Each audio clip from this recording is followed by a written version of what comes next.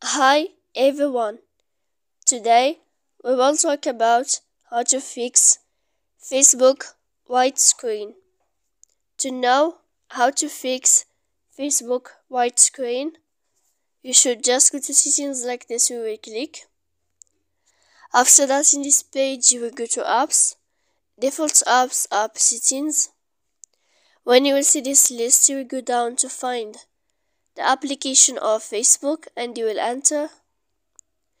Then in this page you will go to click force stop. When you will end this, you will enter to storage.